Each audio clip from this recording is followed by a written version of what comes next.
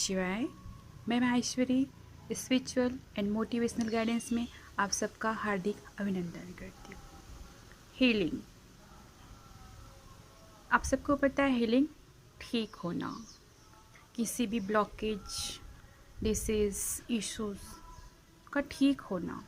ठीक है, हीलिंग हम सबको पता है बहुत पॉपुलर, बहुत फेमस है। जैसे कि हम साधक हैं, हम साधना करते तो हमको पता होता है कि हम साधना से हील होते हैं, है ना। हम सबको मालूम है। जैसे कि हम परमात्मा का इन्वोकेशन करते हैं, उस डिवाइन एनर्जी को अपने सहस्त्रार से अपनी पूरी 5 बॉडीज़ में इंटर करते हैं, तो हम वैसे भी हील करते हैं। ठीक है, हम बीमार होते हैं तो हम डॉक्टर के पास जाते हैं, उससे दवाई लेते हैं। जो दवाई लेते हैं उसको हम पूरे ईमानदारी के साथ खाते हैं और हम फिर ठीक हो जाते हैं। ये भी होता है हीलिंग। ठीक है, हील होना सिर्फ इतना ही नहीं होता है। अगर हम नेचर के पास जाते हैं तो भी हम हील होते हैं।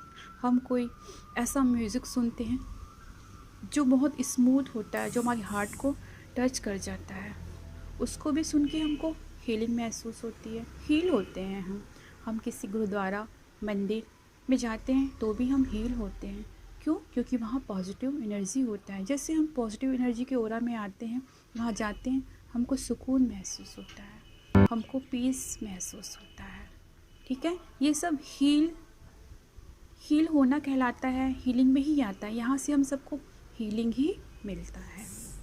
या हम यूँ कहें कि जैसे कि अब हमको हीलिंग कुछ क्षणों के लिए चाहिए या परमानेंट हीलिंग चाहिए। ठीक है, तो जब परमानेंट हम हीलिंग करते हैं तो सपोज़ मान लीजिए अगर मुझे टाइफाइड है, ठीक है, तो मैं डॉक्टर के पास गई, दवाई ली तो मैं ठीक हो गई, लेकिन यही टाइफाइड मुझे नेक्स्ट ईयर फिर से रिपीट हो जाता है। जब तक वो जड़ से रिलीज़ नहीं होगा, जड़ से हील नहीं होगा, तब तक हम उससे परमानेंट मुक्त नहीं हो पाते।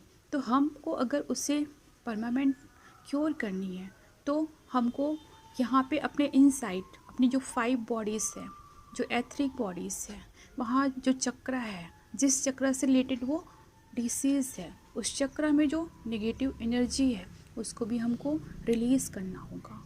उसको हम जैसे रिलीज़ करेंगे और बाहर हम जो डॉक्टर से ट्रीटमेंट ले रहे हैं उस ट्रीटमेंट को भी फॉलो करेंगे तो वो डिसीज़ जड़ से ख़त्म हो जाएगी, फिर वो रिपीट नहीं होगा। उसी प्रकार जैसे कि हमारे लाइफ में कोई घटना घटित होती है, ठीक है, तो वो घटित 6 महीने बाद, 1 साल बाद फिर से वो घटना रिपीट हो जाता है। उसका भी सेम कॉज है, रूट कॉज सेम है।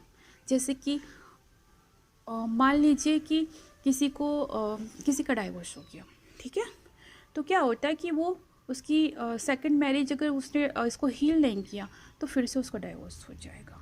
वो होता यूँ है क्योंकि रूट कॉज क्या है कि उसने उसके जो जड़ है, जो एक बिलीफ सिस्टम है उसके अंदर, ठीक है, वो बिलीफ सिस्टम और जो उसकी चक्र में वो एनर्जी है, वो कॉन्ट्रैक्ट है, वो रिलीज़ नहीं होता, तो वो बार बार रिपीट हो जाता है। नेक्स्ट भी सेम ब्रेक हो जाता है। वो एक बार ब्रेकअप होता है तो बार बार ब्रेकअप होता चला जाता है। क्यों? क्योंकि रूट कॉज को रिलीज़ नहीं किए, हमने रूट कॉज को हील नहीं किया। तो उस रूट कॉज को जैसे ही हम परमानेंट हील करेंगे, फिर हम जो नेक्स्ट अगर रिलेशनशिप बनाते हैं और फिर से अपना रिप्रोग्रामिंग करते हैं तो हम वहाँ पे सक्सेस होते हैं।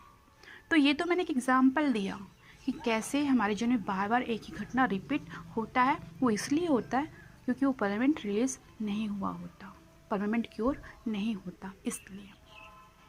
ठीक है, तो मैं यही कहूँगी, हीलिंग या हीलर आप स्वयं बन सकते हो। ठीक है, जब सिचुएशन बहुत कॉम्प्लिकेट होता है तो हम किसी से हील लेते हैं, मदद लेते हैं, वो अच्छी बात है, लेकिन आप उसकी आदी मत बनो। ठीक, आप स्वयं उससे गाइडेंस लो और अपने अंदर स्वयं हील करना सीखो। आप भी तो हीलर बन सकते हो, आप भी अपने आप को हील कर सकते हो, क्योंकि आपसे अच्छा कोई हीलर हो ही नहीं सकता। तो क्यों ना बनने की चाह पैदा करो।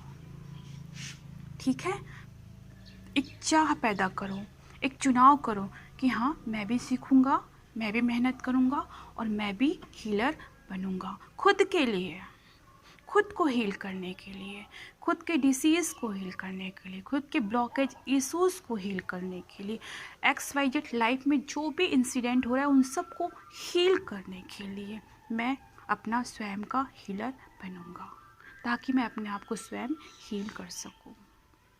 ठीक है, तो आपके अंदर भी वही शक्तियाँ हैं, वही पावर है, कोई अलग नहीं है। बस फ़र्क इतना होता है कि आपको अभी वो पता नहीं है।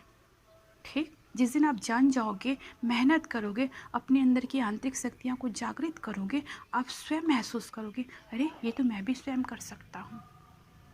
ठीक, तो आप भी अच्छा हीलर बन सकते हो।